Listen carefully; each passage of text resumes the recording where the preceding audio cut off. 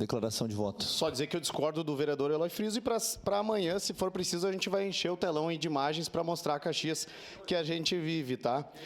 E dizer que a gente faz sim a meia-culpa, eu concordo, mas eu vou dar um exemplo. Lá na rótula da perimetral, lá onde tem obras do SAMAI agora, quando o João Ex estava à frente da SEMA, tinha um lugar assim, onde o pessoal jogava muito lixo no chão, causava bagunça, baratas e ratos, ali próximo do Menu Lanches.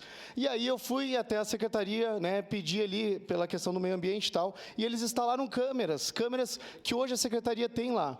E elas ficavam ali, vereador Cláudio, escondidas para notificar os carros que largavam lixo ali, né? Em questão de 2, 3 semanas, até hoje, não tem mais esse problema. Ou seja, porque a SEMA tomou uma atitude de pelo menos multar ou notificar quem faz isso. Mas a gente não pode pegar 1 ou 2 casos e transformar a população na culpada aqui. A população já se ferra, paga uma das maiores taxas de coletas do Rio Grande do Sul para a gente vir aqui e ouvir que a população é culpada. Eu sei que o prefeito Adiló vive nesse mundo paralelo que talvez o Eloy Friso também vive, que é dizer que não tem problemas, né? É um mundo paralelo deles. Eu gostaria de conviver nessa cidade.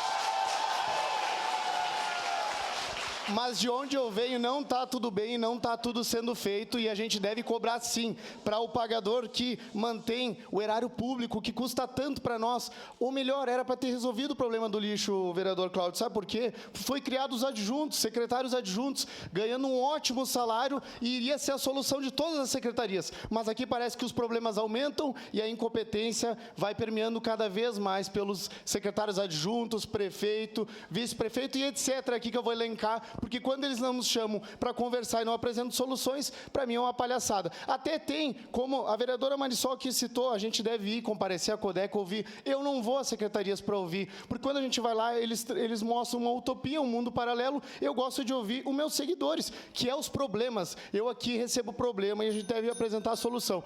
Quando a gente vai até a secretaria, só nos apresentam números que parece que a gente vive na Suíça e não é assim. Muito obrigado. Obrigado, vereador Iago. Com a palavra, vereadora Rose Trigê.